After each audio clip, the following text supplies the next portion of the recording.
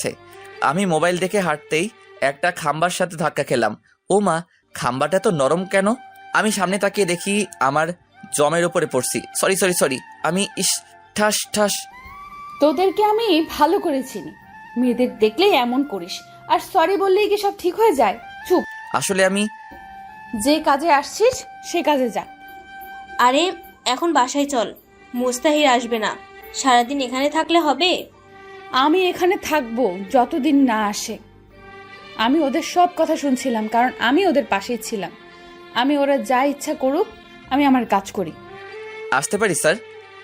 আরে মুস্তাহির যে, আসো। আমি গিয়ে স্যারের পা ছুঁয়ে সালাম করলাম। দোয়া করবেন স্যার। আরে তুমি তো আমাদের ঠাকুরগাঁও জেলার গর্ব, আর আমি আমাদের গ্রামের গর্ব হতে পারলাম না। স্যার, আমার রেজাল্ট শিটটা লাগবে। আচ্ছা, তা তুমি কোন কলেজ থেকে ভর্তি হলা? রাজশাহীতে। ও, কি করো এখন? বিজনেস করি একটা মানুষের। ও ভালো, এই নাও তোমার রেজাল্ট শিট। ধন্যবাদ স্যার। আমি চলে এলাম, কিন্তু দেখলাম উর্মিকে মিম টেনে টেনে গাড়িতে তুলল। এখনই এমন? আরও তো আছেই বাকি। আমিও চলে আসলাম সোজা রাজশাহী। এইভাবে কাটতে লাগলো দিন। 1 বছর পর। মুস্তাহির বাবা, তোমার এবার লন্ডনে যেতে হবে। কেন? তুমি কাজ সব শিখেলে এবার নিজের কোম্পানিটাও বাড়াও। কিন্তু আমি তো লেখাপড়া শেষ করিনি এখনো। আমি ওখানকার ভার্সিটি প্রিন্সিপালের সাথে কথা বলে রাখছি, উনি আমার স্কুলের বন্ধু। ও আম্মু, তোমরা কিছু বলো। আমি আর কি বলবো, আমরা যেমন তোর বাবা মা, উনিও তোর অভিভাবক, তাই উনি তোমার খারাপ চাইবেন না।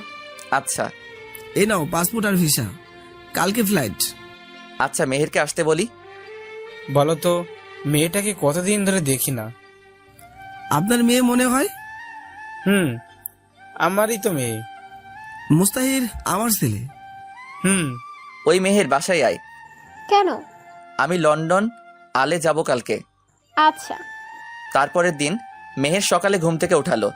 ওই হারামি ওঠ, ফ্লাইট মিস করলে আমার দোষ দিবি? পেতনি, তুই চুপ কর। ওই উর্মি, আমার সাথে পরে রে, আমাকে প্রায় তোর কথা বলে। কখনো বলবি না তুই আমি কোথায় আছি। আচ্ছা। আমি ফ্রেশ হয়ে খাওয়া দাওয়া করে সোজা লন্ডন। দীর্ঘ 3 বছর পর এখন আমি বাংলাদেশের টপ বিজনেসম্যান। আর আমি এখন দেশে ফিরে যাচ্ছি, কারণ মেহের আর মিকাইলের নাকি বিয়ে। আমাদের লেখাপড়া শেষ। ওইদিকে মামুনি, তুমি আর কত ওই ছেলেটার জন্য মন খারাপ করে বসে থাকবে বলো? আমি কি ওকে কখনো খুঁজে পাবো না? না, তুমি আমার বিজনেসটা দেখো, আর তোমার জন্য আমি পাত্র দেখে আসছি। আমার বিজনেস পার্টনার শরীফ সাহেবের ছেলে। বাবা, আমি কোনো কথা শুনবো না, তোমার সাথেই বিজনেস করবে ওই ছেলেটা। হাই ব্রো, কেমন আছো? ভালো, তুমি? এই তো আছি আর কি। এইভাবে কেটে গেল 7 দিন। আর আজকে মেহেরের বিয়ে। আমি সুন্দর করে সাজলাম, সাজে মেহের সাথে আড্ডা দিচ্ছি। এরপর আমি ফোনে কথা বলতে বলতে যাচ্ছিলাম, অমনি চোখের সামনে চলে আসলো। আমি মোবাইল নিয়ে হাঁটতেছি, তখন আমার সামনে পড়লো উর্মি। এই মুস্তাহির, শোনো। কাকে বলছেন? তোমাকে বলছি। তাহলে আমার নাম ধরে ডাকুন। তুমি তো মুস্তাহির, আমি জানি। মাথা ঠিক আছে তো আপনার? কেন থামবে না? আচ্ছা, আপনি বলুন তো, আমাদের দেশে টপ বিজনেসম্যান কে? ওনার নাম উনি কখনো বলেনি, আর কখনো মিডিয়ার সামনে আসেননি। চিনেন ওনাকে? না, তবে এমএস গ্রুপ অফ ইন্ডাস্ট্রির নাম অনেক শুনেছি। আর আগামী সপ্তাহে আমার কোম্পানির সাথে ডিল আছে। আমি সেই কোম্পানির মালিক, তাই বেশি বাড়াবাড়ি করবেন না। তুই আর আমাকে কত কষ্ট দিবি বলতো? আজীব তো, আমি আপনাকে কষ্ট দিতে যাব কেন? তুমি মুস্তাহির, আমি জানি। আপনি ভুল করছেন। কোথাও যেন আম্মু চলে এলো। এই মুস্তাহির, তুই এখানে, আর তোর আঙ্কেল তোকে সেই কখন থেকে খুঁজতেছে। কে মুস্তাহির? আম্মুকে ইশারা দিলাম, কিন্তু আম্মু তো বুঝলো না। আরে ধুর, চল তো। আর এটা কে? আম্মু, আমি আপনার বৌমা। কি রে বাবা, মাইয়া বলে কি? তুমি যার তার কথা শুনো কেন, বলবা আমাকে একটু? চিনি না জানি না হুদাই, চলো এখান থেকে। তারপর আমি আম্মুকে নিয়ে চলে আসলাম আঙ্কেলের ঘরে। আব্বু আমাকে ডাকছিলা? আসলে আমার সব বিজনেস পার্টনারগুলো তোকে দেখতে চাই। পরিচয় করিয়ে দিবা? পাত্রপক্ষে আসছে অনেক লেট হয়ে, তাই আমি ভাবছিলাম তোকে নিয়ে একটা এঙ্গেজমেন্ট করে পরিচিত করিয়ে দেই। তোমার যা মনে হয় করো। তুমি যাও, গিয়ে রেডি হও। আচ্ছা। আমি চলে আসলাম আমার রুমে। এসে আমি খারাপ চেঞ্জ করব, তখন হুট করে উর্মি চলে এলো। আপনি আবার এখানে কি করতে আসছেন? বারে, আমার হবু বরের রুমে আসবো না? কে আপনার হবু বর? কেন, তুমি?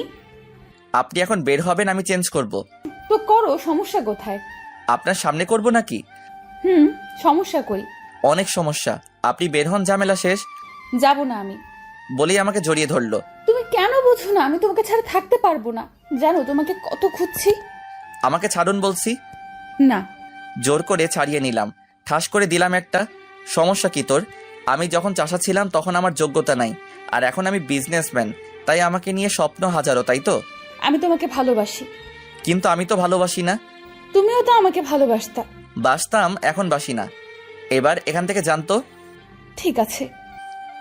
আমি রেডি হয়ে নিচে আসলাম, অ্যানাউন্স করে বলল, লেডিস অ্যান্ড জেন্টলম্যান, ওয়েলকাম। আজ আমি আপনাদেরকে দেখাবো সেই বিজনেসম্যানকে যে খুব অল্প বয়সে বাংলাদেশের ও বিভিন্ন দেশের টপ বিজনেসম্যান, যিনি আজ পূর্বে কাউকে ছবি দেয়নি। আজকে সেই SMS গ্রুপ অফ ইন্ডাস্ট্রিজ মালিক আমাদের সামনে আসতে চলেছে, মুস্তাহির আহমেদ। উনি তুমি চলে আসবা কইরা তালি দিয়া আমাকে বরণ করলো। স্টেজে উঠে কয়েকটা বক্তব্য দিয়ে শেষ করলাম। তারপর সবার সাথে পরিচিত হলাম। তারপর মেহেরের কয়েকটা বান্ধবী এলো, ওদের নাম দেয় সুমি, মিমি, লিজা, রিমি। এরা।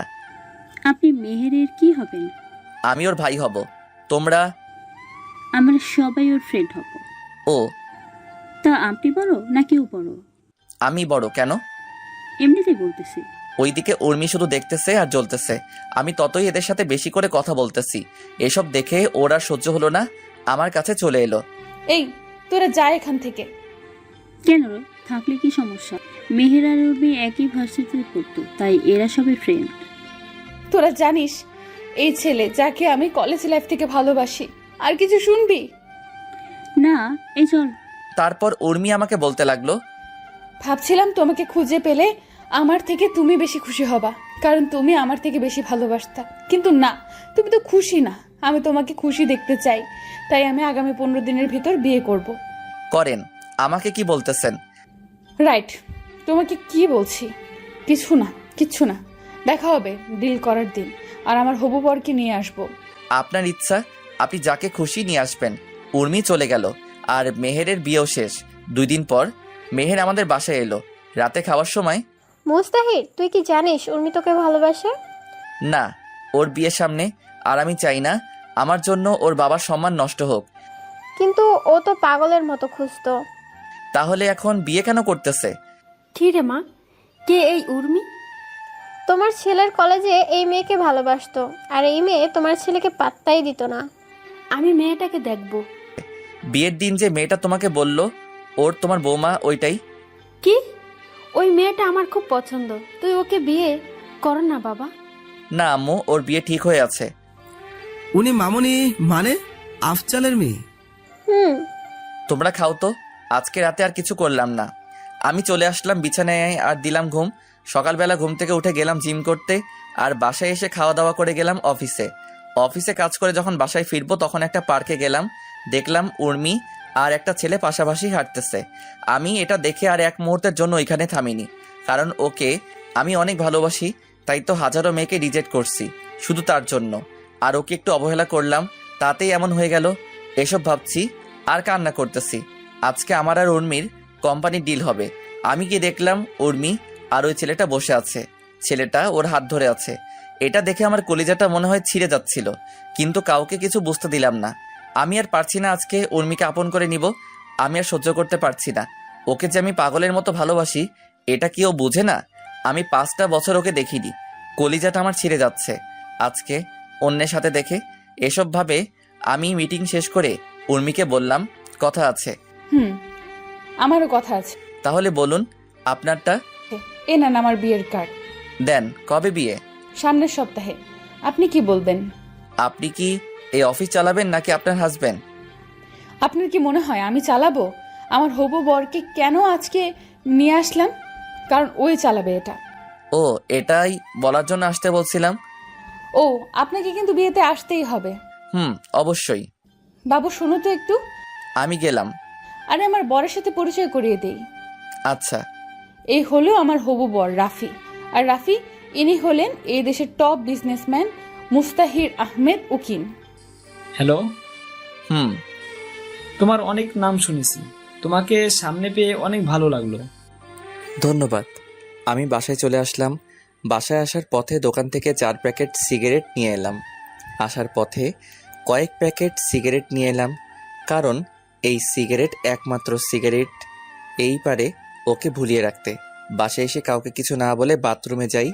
ট্যাপ ছেড়ে দিয়ে ফুপিয়ে ফুপিয়ে কান্না করতে লাগলাম, কারণ আমি যে ওকে ভালোবাসি, কেমনে ভুলবো ওকে। এই 5টা বছর ওকে ছাড়া অনেক কষ্টে ছিলাম। ও তো আমাকে সময় দিতে পারতো, কিছুদিন ছেড়ে চলে গেলেও পারতো, বুঝিয়ে নিয়ে আসতাম। কিন্তু ও বিয়ে করতে গেল কেন? এটাই কি ভালোবাসা? কিছুদিন তার পেছনে ঘুরে সে ভালো না বাসলে তাকে ছেড়ে অন্য কাউকে বিয়ে করা লাগবে। একমাত্র তারাই বোঝে যাদের ভালোবাসার মানুষটা অন্যের সাথে ঘুরে। উর্মিকে তো আমি আমার থেকেও বেশি ভালোবাসি, আর ওর জন্যই আমি প্রতিষ্ঠিত হয়েছিলাম। আর আজকে ওকেই হারাতে চলেছি। এই হলো আমাদের ছেলেদের কপাল, সব কিছুই পাই, কিন্তু প্রিয় মানুষটাকে হারানোর পর প্রায় 1 ঘন্টা ভিজতেছি। আবার শীতের দিন আম্মু বুঝতে পেরে আমাকে ডাকতে লাগলো। মুস্তাহির, বাবা এত পানি শরীরে পড়লে তো শরীর খারাপ করবে বাবা। আম্মু তুমি যাও এখান থেকে। বাবা পাগলামি করিস না, বের হয়ে আয় বাবা। তুমি এখান থেকে যাবা কি না? তুই বের না হলে আমি আজকে কিচ্ছু খাবো না। তুমি কি পাগল নাকি? আমার জন্য না খাই থাকতে যাবা কেন? আচ্ছা তুই থাক, আমি ভাবলাম সবাই মিলে খাবো, কিন্তু সেটা আর হলো কই। বের হচ্ছি, তোমরা খাও। আমি বের হয়ে বাসার ছাদে ওরা দোরা সিগারেট টানতে লাগলাম। সিগারেট খাওয়ার অভ্যাস আমার নাই। প্রথম প্রথম কেমন কেমন লাগতেছিল, আস্তে আস্তে ঠিক হয়ে গেছে। আম্মু খাওয়ার জন্য ডাক দিতে লাগলো, কিন্তু আমি রেডি হয়ে গেলাম। কি রে, কই যাবি? আম্মু একটা ফ্রেন্ডের সাথে দেখা করতে। আম্মু খাওয়া করে যা। আরে না, খাওয়া করে গেলে ওদের খাবারটা খাবো কেমনে? তুই যে কি করিস না বাবা। ভালো করে জানো না বাবা। আচ্ছা। তারপর আমি এলাম একটা বারে যেখানে মানুষ আনন্দ ফুর্তি করে। আমি এসে 1 বোতল মদ নিলাম, জানি না কি হবে। প্রথমে খাওয়ার ইচ্ছা করেনি, যখন মনে পড়ল উর্মি অন্য কারো, তখন বোতলটা মুখে নিয়ে ঢকঢক করে খেতে লাগলাম। একটা বোতল শেষ, আরও একটা নিলাম। এভাবে অর্ধেক রাত শেষ। আমি গিয়ে ম্যানেজারকে বললাম, এখানে থাকার কোনো ব্যবস্থা আছে? আছে, সাথে পাখিও আছে। রুমের চাবি দেন। ম্যানেজার আমাকে চাবি দিল। তারপর আমি একটা রুমে গেলাম।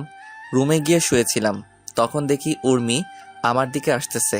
সেটা দেখে তো আমি মহা খুশি। এসে আমার পাশে বসলো। তুমি এখানে কেন? আমি তো তোমারই। তুমি তো আমারই। সোনা, আমার কাছে এসো। কিন্তু আমাদের কি বিয়ে হয়েছে? সোনা, তোমার মনে নেই? কি জানি কি হয়েছে। তারপর উর্মি আমাকে নিচে ফেলে দিয়ে আমার উপরে ঝাঁপিয়ে পড়লো, আর আমি তো বেহুশ হয়ে পড়ে আছি, তাই বুঝতে পারছি না কি হচ্ছে। সকালবেলা ঘুম থেকে উঠে দেখি কে যেন আমার পাশে শুয়ে আছে, তাই ওর মুখটা দেখতে গেলাম। দিয়ে তো আমি পুরাই শকড। এটা আবার কে? তখন মনে করতে লাগলাম কালকের কথা। আমি তো ম্যানেজারের কাছে রুম নিছিলাম, তাহলে এই মেয়ে এখানে কেমনে কি?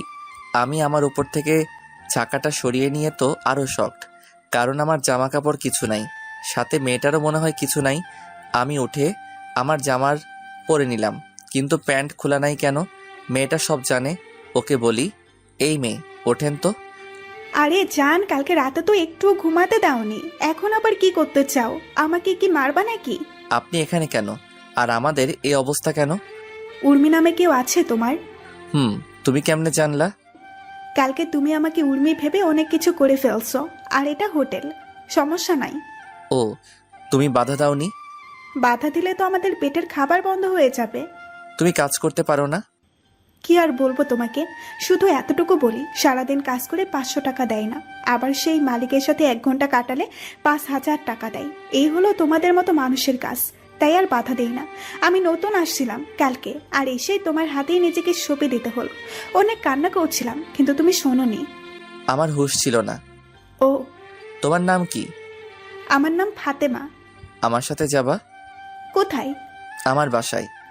আমি তো বাসায় কাজ করি না। তুমি লেখাপড়া করো? গ্র্যাজুয়েট করতে 1 বছর লাগবে আরো। আমি তোমাকে পড়াবো, যাবে আমার সাথে? আমার টাকা দরকার, লেখাপড়া করে কি হবে? আমিও অনেক গরিব ছিলাম, কিন্তু আজকে বাংলাদেশের 1 নাম্বার বিজনেসম্যান। আমি যদি টাকা না পাই তাহলে আমার বাবা মরে যাবে। কি হয়েছে তোমার বাবার? ক্যান্সার আর 29 লক্ষ টাকা লাগবে, তাই এই কাজ বেছে নিতে হলো। আমি দিব সব, আর তুমি এই কাজ করবা না। এরা খারাপ মেয়েরা করে। খারাপ মেয়েরা কারা? আরে আপনি আমার কথা শুনে ভাবলেন আমি পরিস্থিতির জন্য এখানে এসেছি? পারলে সবাইকে বলে দেখেন, দেখবেন সবাই টাকার জন্য এই কাজ করে। আচ্ছা, কালকে আমাদের মাঝে কি হয়েছে বলবে একটু? কিছু না। ও, আপনি উর্মিয়ে উর্মিয়ে করতে করতে ঘুমিয়ে পড়ছিলেন। তাহলে জামা খুললে কেন? আমি তো নতুন, তাই যদি বসকে বলে দেন আর টাকা না দেন, তাই মিথ্যা বলছিলাম। আচ্ছা চলো, সবাইকে নিয়ে যাব এখান থেকে, আর সবার জন্য একটা করে বাড়ি বানিয়ে দিব। আর তোমার বাবার সব চিকিৎসা আমি করাবো। তারপর ম্যানেজারকে বললাম ভবিষ্যতে যেন এমন না করে। আর 20টার মতো মেয়েকে নিয়ে একটা গ্রাম্য পরিবেশে নিয়ে এসে সবার কাহিনী শুনলাম। সবাই টাকার জন্য এই কাজ বেছে নিয়েছে। আমি ওদের জন্য বাড়ি আর খাবার তৈরির ব্যবস্থা করলাম, আর সবাইকে একটা করে কাজ দিয়ে এলাম। কারণ আমার গার্মেন্টসের কিছু কর্মী দরকার ছিল, আর মেয়েটাকে আমার বিয়ে বানিয়ে নিলাম। আমাদের সমাজের মানুষগুলো সত্যি গল্পের মতো। পতিতাদেরকে সবাই কাছে নেয়, কিন্তু তারা কেন এই পথ বেছে নিয়েছে একবার জানলে আপনিও কান্না করে দিতেন। কোনো মেয়ে চায় না তার সম্মান অন্য কেউ নিক, কিন্তু পেটের দায়ে এই কাজ করে। আমি চাই আমাদের দেশে একদিন এসব উঠে যাবে ইনশাল্লাহ। আর আমি বাসায় চলে আসতে লাগলাম, কিন্তু হঠাৎ করে দেখলাম রাফি আর একটা মেয়ে হাতে হাত রেখে পার্কের দিকে যাচ্ছে। তাই আমিও নামলাম আর ওর পেছনে পেছনে যেতে লাগলাম। সেফটি নিয়ে দেখতেছি কারণ আমাকে চিনতে না পারে। তারপর ওরা এক জায়গায় বসলো, আমি মাস্ক পরা ছিলাম আর কানে ফোন লাগিয়ে আছি ওদের কথা শোনার জন্য। তারপর রাফি যা বলল তা শুনে আমি শকড, কারণ রাফি কারণ ওদের কথাগুলো ঠিক এই রকম ছিল। আরে জান, তুমি এত দেখা করতে চাও কেন বলো তো? কি করব আমি, বলো? আমাকে তোমার যদি বিয়ে হয়ে যায়? আরে জানো, এটা বিয়ে তো করছি শুধু ওদের টাকার জন্য। কারণ উর্মির কোনো ভাই নাই, আর যা সম্পত্তি আছে সব আমাদের। মানে বিয়ের পর ওর যা সম্পত্তি আছে সম্পত্তি নিয়ে ওকে ডিভোর্স দিয়ে দিব। আমার খুব ভয় লাগছে জানো। আরে কিসের ভয়? যদি তোমাকে কিছু করে বসে? কে কি করবে আমাকে? যদি কিছু হয় আমি বাঁচবো না বলে দিলাম। আরে তুমি এত ভাবিও না, আমি সামলে নেব। আর মাত্র 3 দিন। আচ্ছা আমার বাবুটা। তারপর আর কি, সবাই পার্কে যা করে তারাও তাই করতে লাগলো। আর আমি এত লুচু না যে অন্যের করা প্রেম দেখব, কিন্তু সবকিছু ভিডিও করে রাখছি, কারণ কাজে লাগবে। আর 2 দিন পর বিয়ে ওদের। আমি ভিডিও করে নিছি সব। এখন বাড়ির দিকে রওনা দিতে যেতে লাগলাম। যাওয়ার পথে সিগারেটের প্যাকেট কিনে নিয়ে আসলাম। বাসায় এসে খাওয়া দাওয়া করতে গেলাম। কিরে কালকে রাতে কই ছিলি? আমি একটা ফ্রেন্ডের বাসায় ছিলাম। খাওয়া দাওয়া করে অফিসের দিকে যেতে লাগলাম। একটা সিগারেট হাতে নিয়ে টানতেছি আর যাচ্ছি, একটার পর একটা, এভাবে প্রায় কয়েকটা শেষ করলাম। অফিসের ভেতরে সিগারেট টানতে টানতে গেলাম, কিন্তু আমার ডেস্কে দেখি উর্মি। এই তুমি সিগারেট খাচ্ছ কেন? আমার অফিস, আমি সিগারেট খাই আর যাই করি না কেন, পুরোটা আমার ব্যাপার। তুমি সিগারেট খাইতে পারবা না। আপনার বরকে বলবেন না খাইতে, আমি খাবো। আর আপনি আমার অফিসে কেন? আপনার তো পরশুদিন বিয়ে। আমাদের কোম্পানি আর তোমার কোম্পানির যে ডিলটা করেছিলাম ওটা শুরু করতে হবে। আমি কল দিলাম ম্যানেজারকে। ম্যানেজার এখনই আমার রুমে আসো। ম্যানেজার কেন? কারণ সবকিছু উনিই করবে আর দেখবে। মানে বুঝলাম না। আমার লন্ডন যাওয়া লাগবে আবার, মানে ওইখানেই সেটেল, বিয়ে শাদী করবো ওইখানেই। তাই ম্যানেজারকে সব বোঝাই দেওয়া লাগবে। জি স্যার, বলুন। এনাকে নিয়ে মিটিং করুন কিভাবে কি করতে হবে। আচ্ছা স্যার। মিস উর্মি, আপনি ওনার সাথে যান, গিয়ে কাজটা বুঝে নেন। কিন্তু আপনি যান ওনার সাথে। তারপর চলে গেল। ভাবতেছি কি করব, নিজের ভালোবাসার মানুষটাকে এমন কারো হাতে তুলে দিব যে তাকে ভালোই রাখবে না। আমিও তো চাই সে সুখী হোক, কিন্তু রাফির সাথে বিয়ে হলে ও সুখী হবে না, এটা তো আমি জানি। ওরা তো জানে না। কি করব আমি? একের পর একটা করে সিগারেট টানতে লাগলাম। এইভাবেই 3টা দিন চলে গেল, আর আজকে ওর বিয়ে। আমি বাথরুমের ট্যাপ ছেড়ে দিয়ে কান্না করতে লাগলাম। আমি যে ওকে খুব ভালোবাসি, আমি ওকে ছাড়া থাকবো কেমন করে? আমি তো মরেই যাব। ও যে আমার সব আশার আলো। আমি এখন কি করব? বিয়ের মণ্ডপ থেকে তুলে নিয়ে আসবো? না, ওর বাবার সম্মান আর আমাকে এমন কোনো শিক্ষা দেয়নি। এইভাবে কান্না করতে লাগলাম। কিরে ভাই, বাথরুমে কি করতেছিস এখনো? বিয়েতে যাব, আয়। না, আমি তো লন্ডন যাব এখন। কি বলিস? আগে বের তো হ। আচ্ছা। তারপর আমি বের হলাম। মেহের আমাকে দেখে বলল, তুই এত কান্না করলি কেন? কই না তো, তোর চোখে তো লাল কেন তাইলে বল? এমনি। তুই উর্মিকে এখনো ভালোবাসিস তাই না? না। তোর আচরণ দেখেই বোঝা যায়। না। আমার মাথায় হাত দিয়ে বল তুই ভালোবাসিস কিনা। হ্যাঁ ভালোবাসি, নিজের থেকেও ভালোবাসি। তাহলে ওকে ছেড়ে দিলি কেন? কই আমি তো ছেড়ে দেইনি, ও নিজেই চলে গেছে। তুই তো ওকে মেনে নিসনি। অভিমান করছিলাম, ও তো পারতো আমার অভিমানটা ভেঙে দিতে, কিন্তু সে আমার সব স্বপ্ন ভেঙে চুরমার করে দিছে। আমি তো তার জন্যই দেশে আসছিলাম, তাকে দেখিনি 5 বছর। আর আমি গরিব ছিলাম, এখন বড়লোক হয়েছি শুধু তার জন্য, তাকে পাওয়ার আশায়। আর সে কি করলো, বেঈমানের মতো বিয়ে করতে চলে গেল। একবারও ভাবলো না আমি কি করব। এত ভালোবাসিস ওকে? আমার বাল্যকালের প্রেম এটা, জানিস। আচ্ছা চল ওকে তুলে নিয়ে আসবো। না, ও তো আমাকে কষ্ট দেওয়ার জন্য বিয়ে করতেছে, তাই আমি কিছু করব না। আর তুই আমার একটা গিফট ওকে দিস। আচ্ছা আমরা আসার পর তুই যাস, ওকে? আচ্ছা, তাড়াতাড়ি আসবা। তারপর ওরা সবাই চলে গেল, আর আমি বাসায় চিৎকার দিয়ে কান্না করতে লাগলাম। আমি এখন কান্না করতেছি, আর ওইদিকে মেহের, মিকাইল, আব্বু আম্মু, আঙ্কেল সবাই উর্মিদের বাসায় গেল। মেহের গেল উর্মির কাছে। বাহ ভালোই তো, হ্যাপি আছিস। হুম। তোর সাথে কথা আছে, চল পাশের রুমে। উর্মির রুমে গেল তারা। বলো এখন। তুই মুস্তাহিরকে ভালোবাসিস? আগেও বাসতাম, এখনো বাসি, ভবিষ্যতেও বাসবো। তাহলে আজকে এটা কি করছিস? ওকে তো আমি পাবো না, আর আমার তো একটা জীবন, আমারও তো একটা ভবিষ্যৎ আছে। বাহ বাহ, তোর কথা শুনে ভালো লাগলো। আমি বিয়ে করলে তোর ভাই খুশি হবে। তাই তো দেখি।